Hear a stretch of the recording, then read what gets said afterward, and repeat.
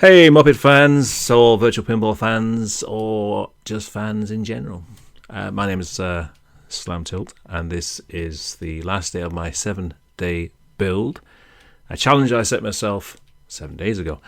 See if I could build a Muppet pinball machine. Because there isn't one in the real world, it's never been done, which is a real shame because it's such a fantastic theme. So this is, again, using the exact same layout that was used for Bond. I believe done by Keith Elwin. Very simple layout, kind of reminiscent of a sort of an EM game from the 80s, late 70s, early 80s. But because it's such a simple layout, you can make any theme fit. So we've had Bond, now we've got the Muppets, and next, if I do another one, I'll probably do something completely different, and it will work again. And again and again and again. So it's a one-size-fits-all kind of layout. So let's get the game started. I have the feeling this is going to be one of those shows. It's going to be one of those shows. So let's go for a power shot. Each power shot comes with its own skill shot. So let's go for the third one. I've got to hit the Miss Piggy door. Got it. I need to put some sound effects in there, but that's the skill shot for that particular power shot. Other skill shots, I can't remember what they are now. This whole 7 days has been a complete blur. I've been because I've done all of this. I've done all the artwork, all the sound effects, the animations, you name it. I've done the whole lot, all on my own. And all in 7 days. I mean, it's nuts. Completely nuts. I don't recommend you do that. Or, just like Kermit said, you'll have a nervous breakdown. So I've got some things activated at the start that wouldn't normally be activated, just because I want to show you what they do. Like the applause meter on the right there. And now, to appease the intellectuals of our audience...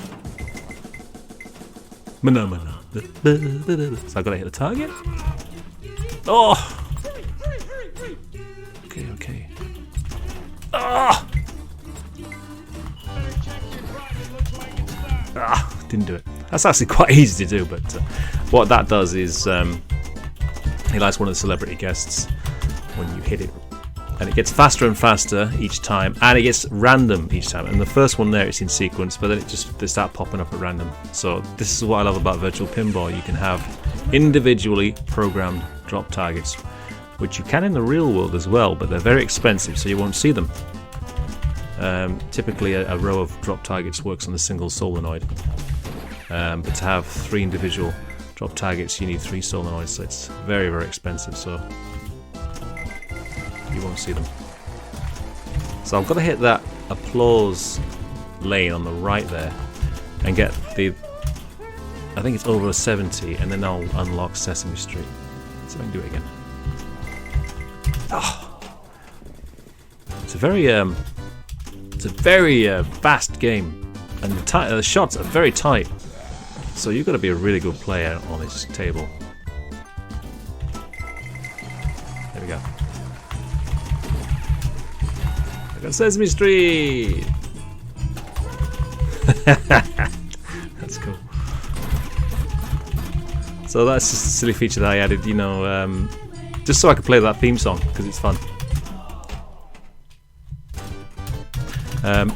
So obviously the Sesame Street, every person in America knows Sesame Street, knows all the characters from Sesame Street, and there's Cookie Monster, one of the most famous, and he eats the ball when the ball goes straight down the middle. Only when it goes straight down the middle.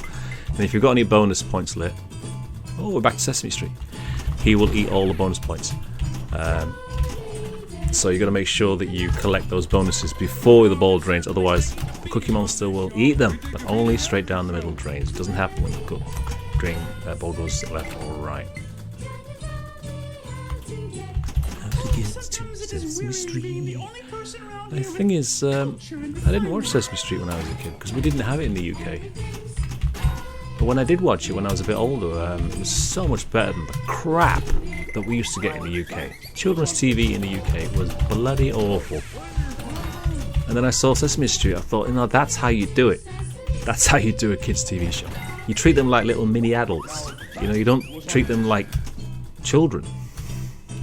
You tackle real issues. And it was a genius TV show. The Muppets was a genius TV show. Very cleverly written. For children and for adults. The humour works both ways, which is why it was so popular.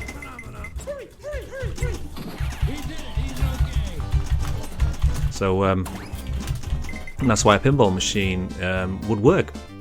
So if I can lock Kermit's ball. See, if you lock the ball in there, where it's flashing now. Now hold it right there. Let me out of here. I want to get out of here. So there you go. So I've trapped Kermit in there. You can't get him out now until you start the multi-ball. He's trapped in there. Now I got this layout wrong. Because that loop shot that I've just done there only goes one way on the Stern game. If I shoot that left lane now, where the Kermit spinner is, the ball will end up in the saucer on the original game. But I have the ball. On that occasion it went into the saucer because I've got a magnet pulling it in, but on the Stern game, a shot through that lane will always send it into the saucer, but I have it where the ball going up that lane will go around the loop, so the loop can be hit in two different directions, which makes the game a little bit more fun and a lot faster. But that's my miscalculation. But I'm going to leave it because I think it's better that way. I don't like the idea of hitting that lane and the ball will always go into the saucer, because you can hit the saucer in free play. You don't need a feed. That saucer does not need a feed. Because you can hit it. The gap's wide enough to hit it in free play without a feed. So that's me. That's me making a change to Keith Elwin's design. How dare I? How dare I? Nice and crunchy. And that's what the Cookie Monster does. He ate my entire bonus. The bastard. Now, the reason he does that is because obviously he's the Cookie Monster. He eats everything. But it also encourages the player to collect the bonus, because they can collect it during the game before the ball drains. So it's your own fault if you don't collect it. And it's your own fault for letting the ball drain down the middle. What else haven't I shown you? We've seen the animal do his thing, haven't we? So that's the drum battle. That's always fun. And when you hear the drums during the drum battle, that's actually Buddy. What's his name? Buddy Rich, was it? The famous jazz drummer, probably the most accomplished drummer who's ever lived. He appeared on the Muppet Show, and it's his drumming that you can hear during that sequence, because it's pretty spectacular. So I think we've seen everything. Have we seen the teleportation yet? I don't think we've seen the teleportation yet, have we? I don't know if I'm going to be able to show you everything. No, see, I haven't been able to show you everything. There's a lot in this game, and I've only been working on it for 7 days. What's that got to do with this show?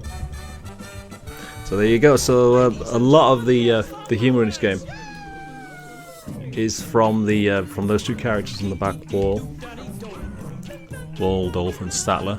I mean, they're just hilarious, those guys.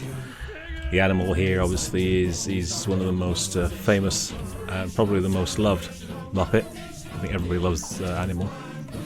And of course, we've got Miss Piggy and Gonzo. It's actually if you search the Great Gonzo on the internet, it actually comes up with porn, because there's a porn star called the Great Gonzo. I didn't know that, so I'm looking for images of the Great Gonzo, the Muppet, and it comes up with all this porn. There you go.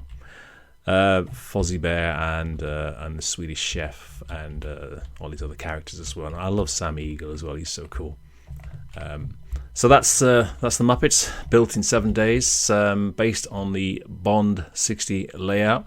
A tremendous amount of fun. I will continue to work on it over the next few months, refine it, perfect it, and if I get enough subscriptions on my YouTube channel, I will release it. You can have it yourself. But the plan is, when I get enough subscriptions on my YouTube channel, I will start to make tutorials where I can show you how you can make a pinball game in 7 days. If you just follow my guide, and we could do it together. We'll do it each day at a time, and then we'll both have a pinball game made at the end of it. But I'm not going to put that kind of work into something unless I've got a significant amount of people watching the show, if you know what I mean. Just like the Muppets, if you don't get people watching, the show is cancelled, as it happened recently. When it came back, it was cancelled after 2 seasons. Anyway, so I'm going to leave it there. I've got to upload this video now. It's going to take ages to upload. My internet connection is terrible. So stay tuned for something else. I don't know what else I'm going to be doing next. It might be another 7-day build, or it might just be an update to one of my older tables. But thanks for watching. You take it easy now. Phenomena.